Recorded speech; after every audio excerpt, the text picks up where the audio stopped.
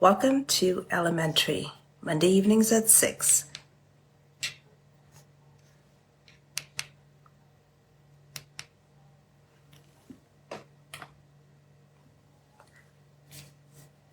Today you're going to be delighted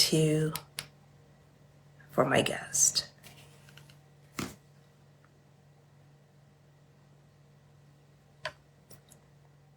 You've seen my guest before, and I'm sure you're going to find this topic extremely interesting and informative. So my guest is going to ask me to join any moment now.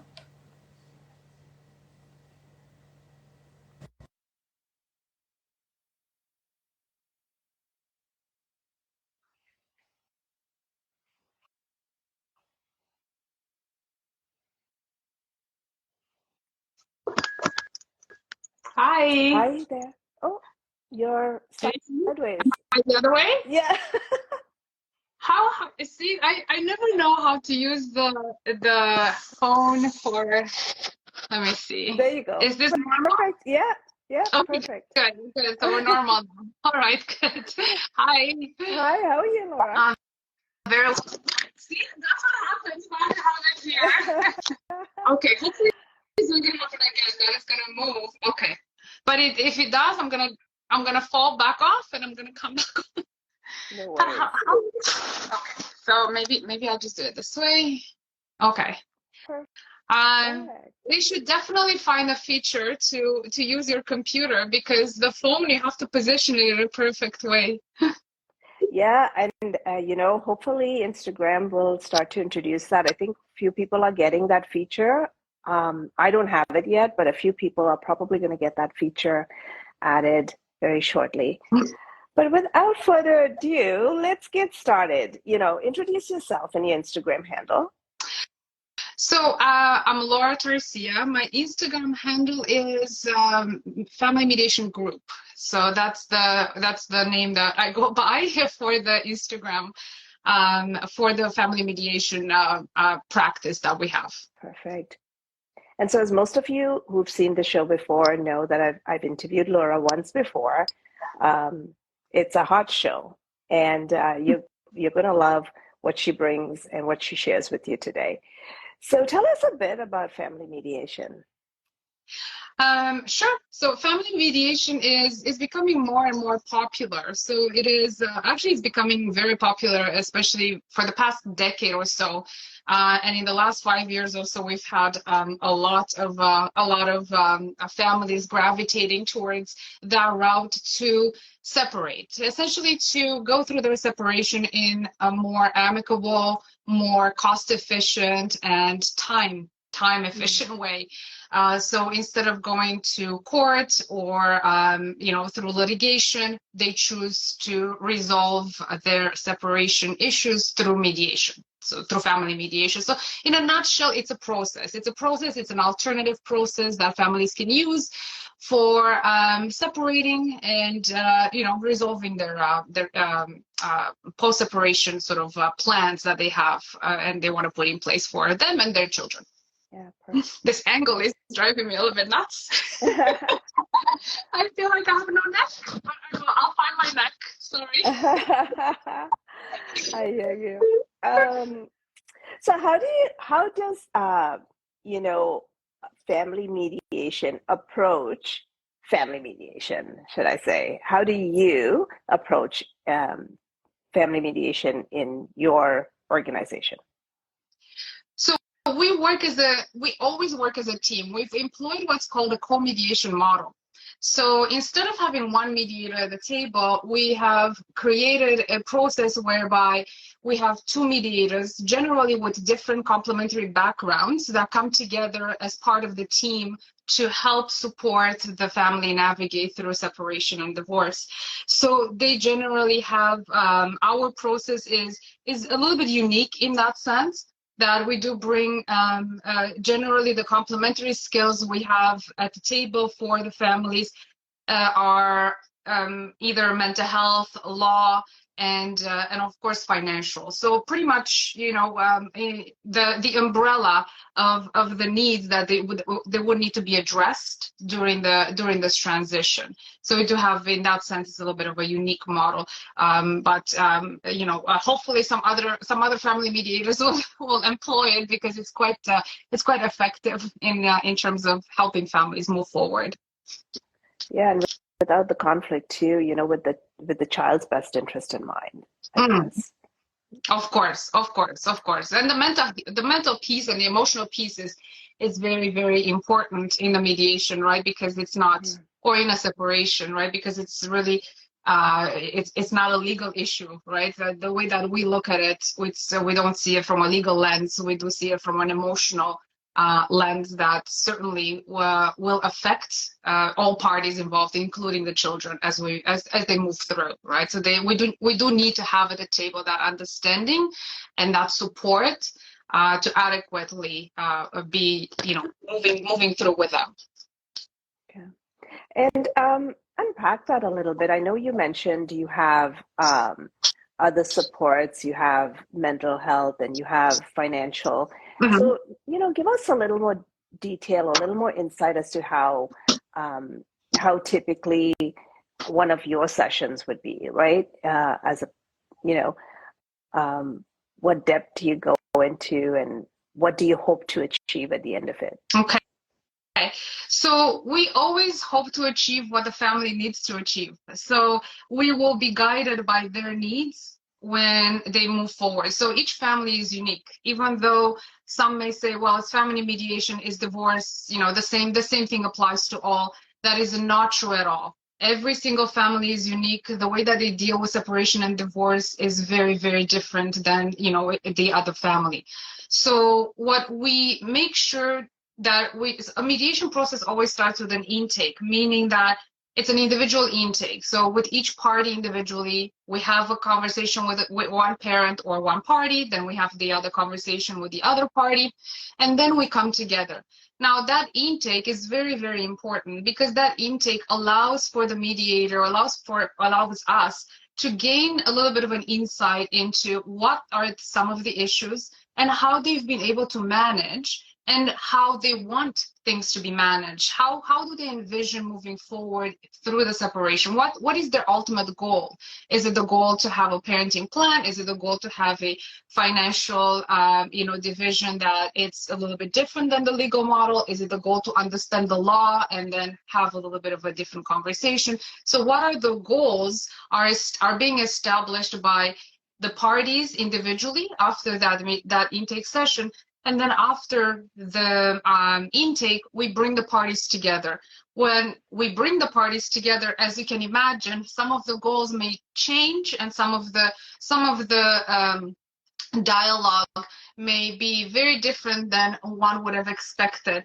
So we have to also be prepared to navigate those tensions and that discomfort in the joint mediation session, because families do, and parents act differently. Parents act differently when they're on their own, and we all act differently depending on the context, right? So when we have a one-on-one meeting with a parent, it's very different than when we have a two meeting, right? So if they're both together, right? And how their languages sort of interact. So we have to make sure that we manage those conversations effectively, and we also, for lack of better words, we become translators between the two of them if there's differences in languages.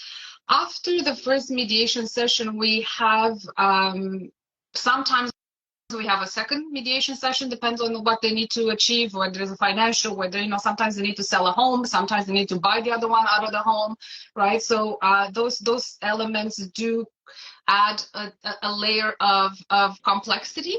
So we need to make sure that we have a couple of meetings to help them navigate accordingly. So after that, the final product would be what's called a separation agreement. So essentially, that's what they're working towards in mediation. It's their separation agreement. Did that answer in a very long-winded way? No, it's good. It's good. It's nice to know the details. How do you manage the balance, giving each party equal time or adequate time? Or even how do you balance, the powers during the session? So it's a very, very good question. It's a very powerful question, and it's never there's never a straight answer. It depends. So the way that we look at it, the power imbalance is not necessarily a negative component of the mediation. There's always going to be a power imbalance. There's always going to be a different way that families or parties in a marriage understand certain things, and that in itself is an imbalance. For example, someone is more sophisticated in the financial area and the other one is not. That's an imbalance, but that doesn't mean it's a negative component of it. We understand it, and then we try and figure out a way to bring the other person as close as possible to understanding, what the financials are, right? If the financial is, if there's a financial imbalance. Now, of course, there is imbalance that is a negative imbalance. So there is abuse, there's domestic violence, there are components that are part of a relationship that certainly will bring about a lot of need to manage those much more differently. So, for example, if we have a family, so this is when we find out during the intake, we find the individual intakes, we find out whether there is a power imbalance, whether it's manageable, whether it's not manageable, and if it's not managed or if it's manageable, how do we manage it? So if we have, for example, a family who's struggling with experiencing domestic violence or financial control or emotional abuse, also, some if there's any mental illnesses, mental health concerns, and medication treatments that they need to be adhering to, we have to find ways to structure the mediation in a way that corrects or remedies or manages those imbalances. So when we have, for example, a family who is, let's say, fearful from of the other person, how they may react, how they may behave after or during the mediation, we have to make sure that we structure the mediation in a way that they have a cool-off period, right? They don't mediate in the same space, including virtual space, right? I mean, there is a huge advantage that this virtual era has allowed us to bring at the table, meaning that they don't have to be in the same home or in the same office, right? They don't have to see each other in the parking lot before or after, right? So these are very important elements that can be structured in the mediation, and boundaries and guidelines that we establish before the mediation and during the mediation, right? So when we look for power imbalances and when we look to manage, it's an ongoing job. So we never stop monitoring for power imbalances. We always monitor. So, through the mediation, post-mediation, and then we check in when we start again the mediation, we check in after, right? To make sure that it's a healthy process and to make sure that if there is a concern that something may go a direction that it's unwanted, unpleasant, we correct that as best as possible. Yeah, there's lots of moving pieces, isn't there? Especially when there's kids involved, right? Yes. Yeah, so tell us, what are the advantages? I mean, I kind of know what they are, but, share with us some of the advantages of using what you offer. So the mediation? Yes. I think the mediation has advantages for many families, especially in terms of trying to find, if you're a family, the way that we look at families, and I know that some may see it differently, the way that our team looks at families is that you're always going to be a family. Regardless of divorce, you're always going to be a family. You're just going to look a little bit different. For your children, you're always going to be mom. For your children, or dad and dad, mom and mom. So you are going to be your unit is going to look a little bit different, but those are going to continue to be your roles for the rest of your lives. Fortunately, we have plenty of research that has demonstrated over and over again that court and litigation has only escalated conflict, has only created damage to families, especially to children. And when that relationship is at risk, then the well-being and the adjustment and the future of the children is at risk. So what we're hoping to achieve too is not only to say to families, oh, it's faster, it's less expensive, because those are true, but also it puts the onus on trying to reestablish a relationship, reestablish that now we're no longer in a romantic relationship, marriage-like relationship, but we're now entering into a co-parenting relationship. And that co-parenting relationship needs to be established, and needs to be structured in a way that will allow for the two of them to work as a team as well as possible. Nobody says they have to be best friends. Nobody says they have to, parents have to like each other, but they have to put the focus, and there is a way to put the focus, despite their dislikes of each other, to put the focus on a healthy relationship that will demonstrate and will protect their children's well-being. So I think that is a huge advantage that you can never find in courts. Once you go to court, once you enter in litigation, that opportunity is completely erased, right? So there is no way that it doesn't belong in there, right? Courts are not meant to parent or to establish parenting plans, right? They are following the rules of law. They have no interest or understanding of the parenting and the dynamics, right? So it's not a parenting enhancement process, the litigation. Mediation is, right? So that's how we see the one of the main advantages is to try and figure out a way to structure that relationship to last. Can you walk us through a typical process that you follow? I know you've mentioned about the intake, but just walk us through a typical process. Okay, so it starts with the intake, and then after that, we always prep the families. So we prep them in terms of what stuff they need to work on. So a separation agreement, which is their main document that they're working towards, deals with two big components. One is the financial component. What are we doing with the money? What are we doing with the assets, with the debts, with the home, with cottage, if there's cottage? How are we dividing these assets and debts? And then the second component, if when their children involved, it deals with the children and the relationship and the co-parenting and communication. So what we do, we start with the intake, and then after that, we prepare the families. We usually start with the financials, because the financials will allow for clarity. Will allow for clarity for families where they're standing, what type of realistic options they're on the table, right? Given their financial circumstances, given their financial puzzle, right? How can we rearrange the puzzle to make sure that it fits, their short-term and long-term goals? And then, of course, we prep them with the financial information that they need to bring at the table. We walk them through what the legal model says. We walk them through the financial statements. We walk them through, options that are available. And then we also, of course, listen to some of the options that they have come up with, or what their vision is. Sometimes their vision is completely wackadoodle. So we have to have a reality check, right?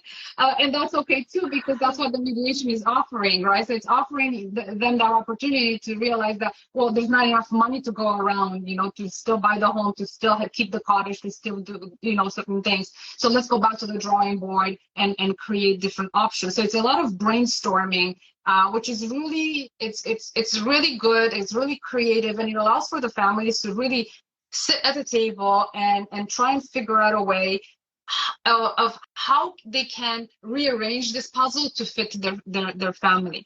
Then we talk about children. We also prep them with everything that has to do with parenting. So we send in advance of the mediation session. We generally send in advance some guidelines, some research that it's out there, right? So most up-to-date research, depending on their ages and stages of development. And we have a frank conversation where we move into the mediation about what they're envisioning, what parenting is, what a joint, decision-making is, what's a parenting schedule, what's a child support, right? Because there's a lot of misunderstandings about what a child support is and things like that. So we walk them through all of these elements, and then after the first mediation session, everything comes into their emails. So the beauty of the virtual space we find ourselves in. So they finish, everything comes into their emails, including, any financials that have been drafted, everything that has the, for example, options that have been generated. So they have the opportunity to have either to sit with that information, right? Nobody's pressured to make a decision during the mediation, and we share that with families all the time. This is all just generating, a bunch of options. Let's see if something, sticks and something makes sense. Everything comes into the email at the end. Then they can have a conversation either with a family lawyer if they want legal advice, which we always recommend, because that's just, another lens, another pair of eyes just for them there alone for their interests. Or they have to have a conversation with a mortgage broker or real estate. They would have to have a conversation with a financial specialist, depending on what their portfolio and their financial picture looks like. And then they could come back and say, hey, you know what, we're okay with option B. Can we start drafting the agreement and review it? Or they can come back sometimes and they say, you know what, none of these options work based on the information I got from, I can't buy the other person out of the house. And as you know better than me, that there has been this very, very erratic market, right, which has had our families for the past year and a half completely in very different zones of creating options, right? Because an option that it may have been available to them 2 years ago or a year before, because of the interest rates, it's no longer available, right? So such a buyout or things like that. So those are now eliminated. Their hopes or their dreams about a property, for example, are now erased, right? So we have to go back and come up with a different option. But that's really what it is in a nutshell. A day in a mediation would be from the intake, prep them, have a conversation about the big heading. So we walk them through. And then, they either are comfortable with some of the decisions and with the options, and we start drafting the agreement, or we continue to generate, which hopefully can lead us to an agreement. So what if someone has this? So I hope you reserved at least 5.5 hours, right? Yeah. So, what if someone has a lawyer in the process already? Yes. Does that lawyer then join your session or allow the parties to go through the session and then kind of step in at a later time? Like, how does that normally work? We love lawyers at the table. We do. So there are, and it's very, very important that families do have in our view, especially if they're going to participate in a collaborative negotiation, in a collaborative process, that they're also collaborative. That doesn't mean, they allow the other person to walk all over their client, but they are collaborative in nature, and they understand the mediation process, and they're there in the best interest of their client, which sometimes is the best interest of the family, right, collectively. Yes. So yes, there is a mandate of the lawyer to represent the best interest of his or her client. However, in a mediation collaborative sphere, they also have to look at the bigger picture, because the family will continue as a family moving forward, right? So certain elements need to be a little bit a different lens than legal needs to be applied. However, we encourage families to have lawyers, depending on how their lawyers are in terms of their collaborative nature. Sometimes we have families who have to be in separate spaces. So if they bring their lawyers in, sometimes we have to do what's called a shuttle mediation, meaning that we would walk in between two virtual spaces. One client would be there with his lawyer or her lawyer, while the other one would be there with their lawyer, and then we would walk back and forth.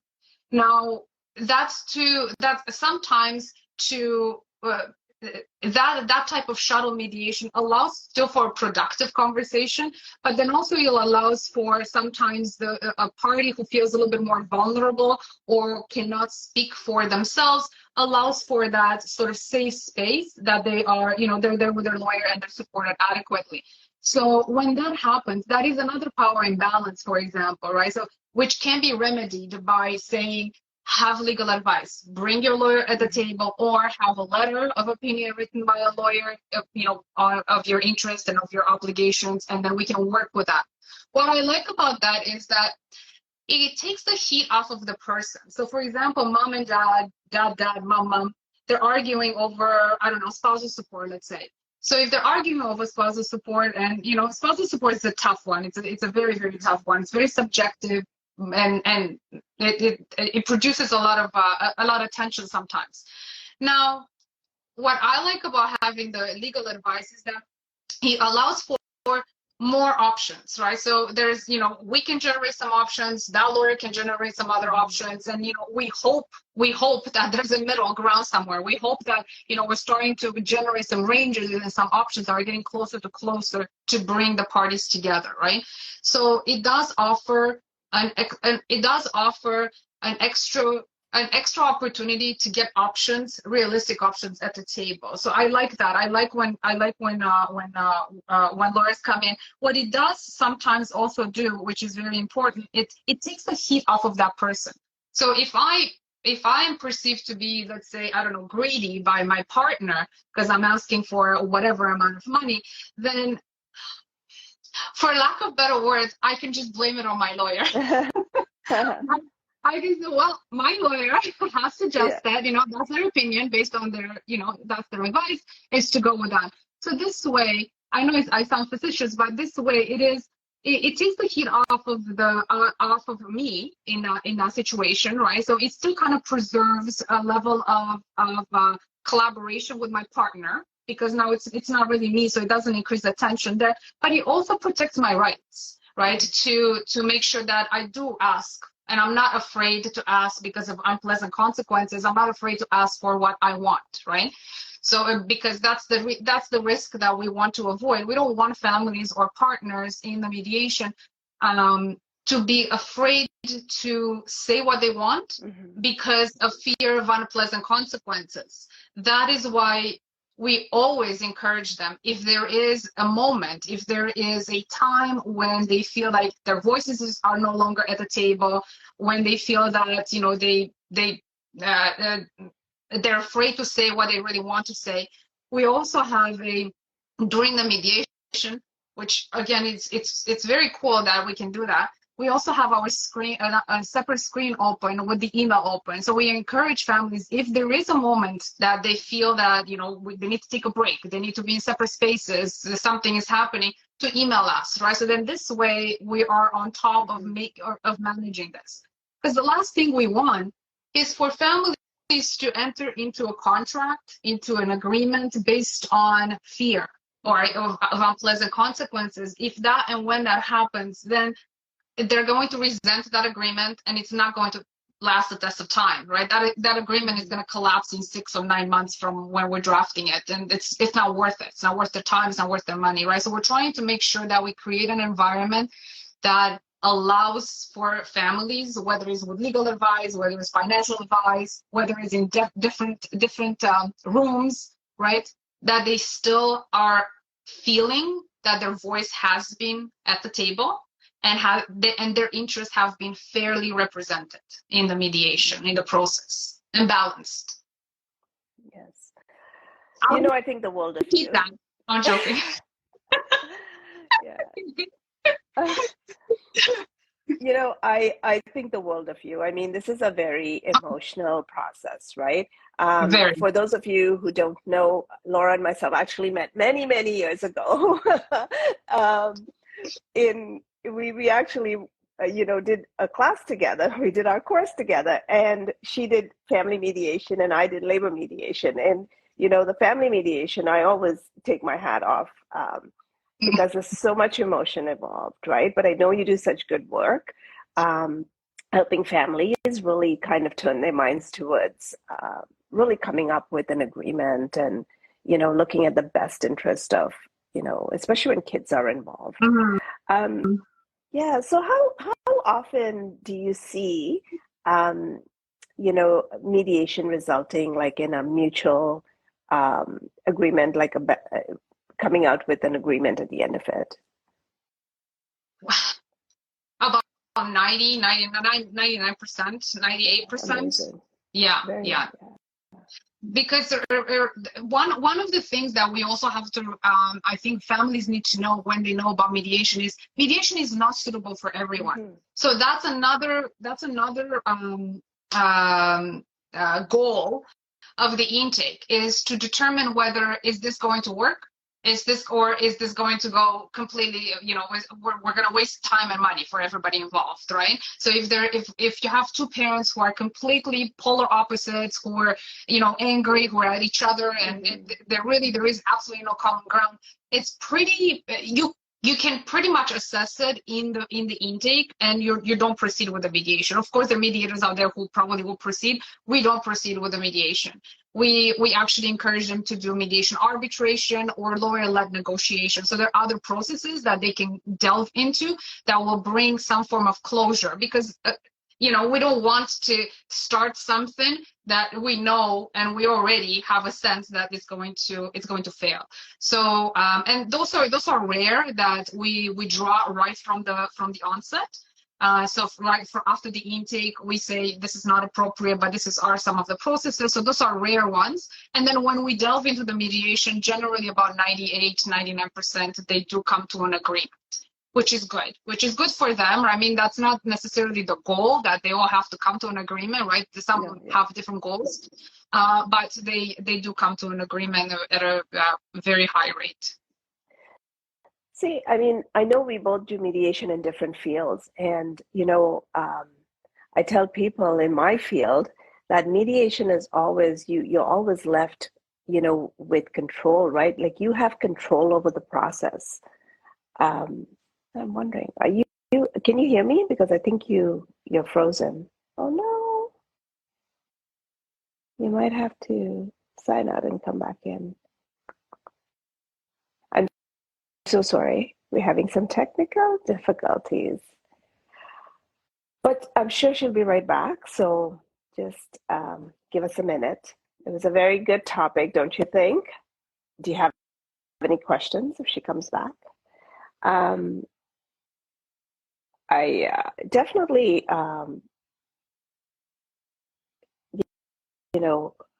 encourage people who know friends or family, or they may be going through some difficult times and they need to follow a process. This process can save you so much time and money, of course, because our court system is so broken.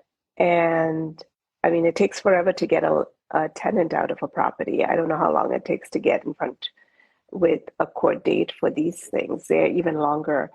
So I'm not quite sure. There she goes. She's back. So give us a minute.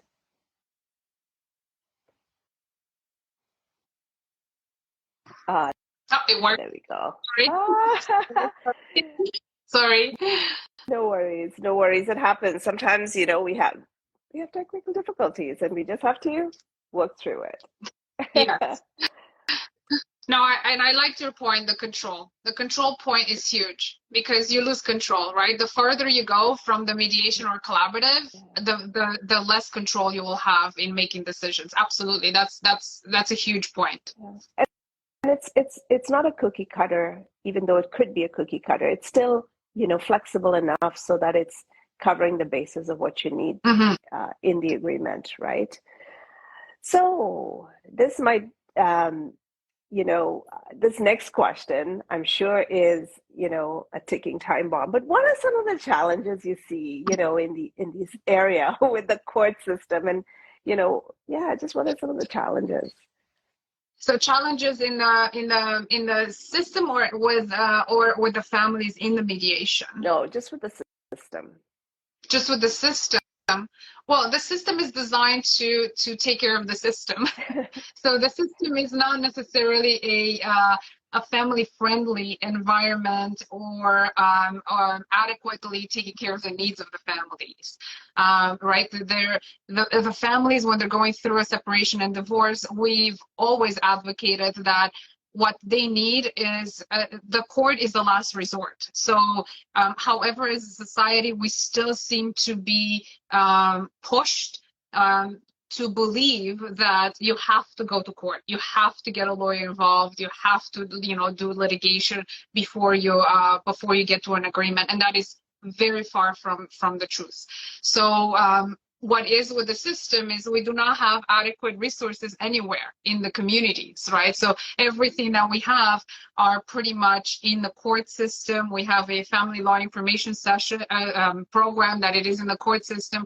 That's great. However, you know, that in itself directs people to court, right? So it really is almost counterintuitive that you are doing an information session and you are teaching the families about how not to go to court, but the venue itself, it's in the court. So they have to actually walk in the court. And then in the communities, we don't have enough resources for families to learn about how to separate, to learn what the steps are, to learn you know, what are some of the elements that would lead you know, one to experience domestic violence, abuse, financial control, emotional abuse. There is no knowledge that is imparted at the ground level, at, you know, meeting people where they're at, right? So which actually pushed me years ago to start this nonprofit that I've been running for, you know, since 2014 or so, that delivers information sessions into the libraries. So in the libraries, because libraries are venues where people feel fairly safe to go in and be seen going in, right? So if somebody, for example, is fearing that, you know, their husband or their wife may punish them for going to courts to ask questions or for going to a lawyer, then, you know, library is a pretty safe space to come in and, you know, and have information sessions, which we have been running for years now. Rain, shine, COVID, not COVID, pandemic, not pandemic. We've been running it virtually, so we've been keeping those up. But it is unfortunate because those should be at every corner, essentially. I like the Australian model. The Australian model actually has this sort of family law, family relations offices in every community, right? So if you are going to separate or divorce, you first go into your community at one of these, you know, offices that have mental health support, emotional, like psychological support, things like that, things that actually family need, right, in order to you know, take the next steps in the healthiest way, right? Because that's going to spill in the health of the community, right? Without those, without having that support for families who are experience a traumatic event, right? We're not having those supports, and you're sending them to court. You're sending them in a process where, you know, and research is telling you it's only going to escalate conflict. It's only going to lead to deleterious, you know, consequences to families. You're sending them there. You're almost, I mean,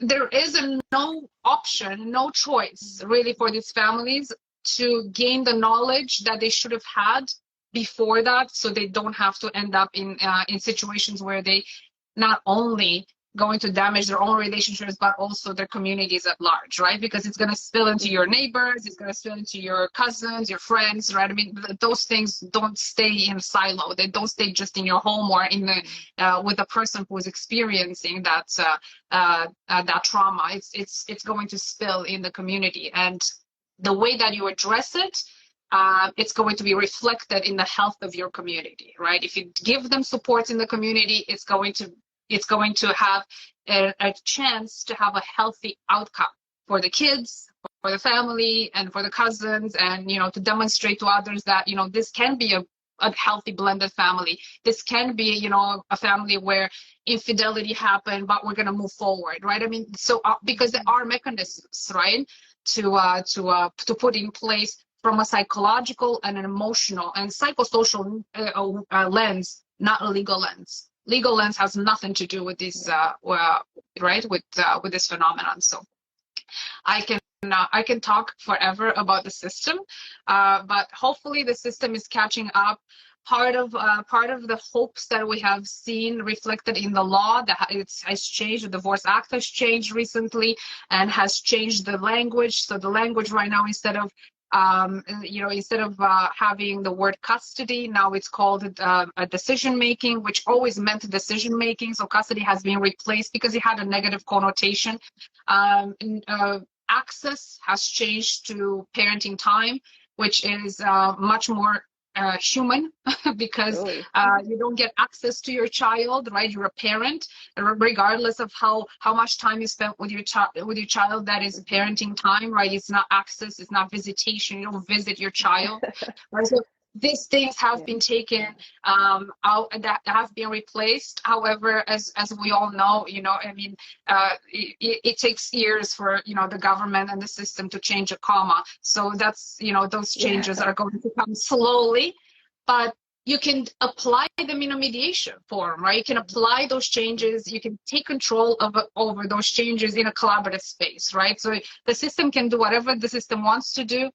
You just have to be aware that you can do better as a family, right? As a relationship, and choose that way. It's just, how do we impart this information? And part of it is through people like you, through channels like you, through through advocating. This is how you're actually going to hopefully we get the message. You get the message to families who may need to advise their friends or their other acquaintances about the next steps.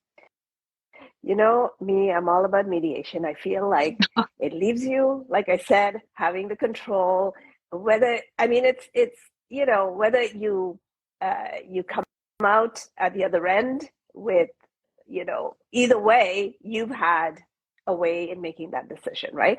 So I mean, I'm a big proponent of it. Plus, the time, the money, and just courts can really lead to a little bit of negative space because you really, but this allows people to talk about stuff, to find a way to deal with it. And, I think the most important at the end of the day comes down to the children, right? Making sure the kids are still not affected negatively by, all the noise. Mm-hmm. So in saying that, where can, what have I missed? Because I want to share your story, and I encourage everyone to share this, because the more people, turn their minds towards mediation, I think the better place they'll be in. So what have what else can you tell people that I may have missed before we wrap up? I don't think you missed anything. I think the most important thing is that families do get a message that there is another option. And no matter how vulnerable some families feel, or some individuals in a family feel, and they say, there's no way, I need my rights to be protected. There's no way I can collaborate with, this narcissistic personality, or this or that. The reality is that you can. There are ways, there are mechanisms. So you have to trust the process. You have to trust you have to trust your mediator, right? So that's why I always ask. I tell people all the time, just call around, right? If you had a conversation with me, find out about what the process is. Find out, tell us what are your concerns, so we can see how we can navigate or mitigate some of those. And then another way is call around, call a couple more. Understand their approach, understand their, see their vibe, right? Sometimes you don't click with everybody, and that's okay. Understand what you get at the end, right? You don't want a separation agreement at the end, because that's your contract, essentially. So make sure that you do financial disclosure. Those are huge things, right? That family mediators really need to be on board with, ensuring that families do get adequate access to this information, right? What they do ultimately with their financial division, it's up to them. However, they have to be informed. They have to know what the legal model is, right? So the information is power. So they have to understand what the financial division looks like, and then they can make an informed decision. But needless to say, it's important to call around. It's important to ask the mediators what's their approach. And it's also important to make sure that you tell the mediator what are some of your concerns about the mediation process, because they may be completely irrelevant, right? Like somebody may feel, concerned about something that doesn't even have a room in mediation, right? So there you don't have to worry about that much, right? So there are a few things that families can take control of right from the onset to make sure they're on board for a process that makes sense to them and their family. They don't have to stick with the first mediator they find, right? Like just give a couple of calls. No, that's great. So where can people find you? Where can they reach out and where can they find you and connect with you? They can find me on either Instagram, or the website is familymediationgroup.ca. So there's an email there, or they can call 647-284-9148. That's my direct line. I do pick it up. And if I don't, I do call back. And there's an email as well. My personal email is fmglaura@gmail.com, so they can directly, reach out to me. Listen, you know what? We've been doing lectures in libraries for many, many years about that. So families sometimes feel reluctant to ask questions because, time, or they feel like they have to make a commitment, or they feel like they have to go with you. That is not the case. I think the more questions you ask, for us, we think, what's one more, after all these lectures we've been doing, what's one more question, or one more person wanting to find out information, right? So part of our advocacy has always been also informing families, and sometimes informing families that we may not be the right fit for them, right? And that's okay. Yeah. They still should be asking the questions, and they should not feel reluctant to call a couple mediators, or to address their concerns. No, amazing.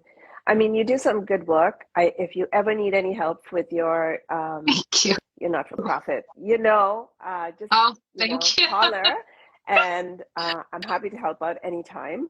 And of course, and I'm happy to bring some resources and channel some people to help out, right? I mean, that's what we're here for. We're here to help each other, and we're here to, watch each other grow, right? Like, I mean, I think the work you do is spectacular. I've said it before. And and I think a lot of people can, really kind of learn from it and grow from it by using mediation, especially your kind, because you do bring so many resources to the table, which is so amazing.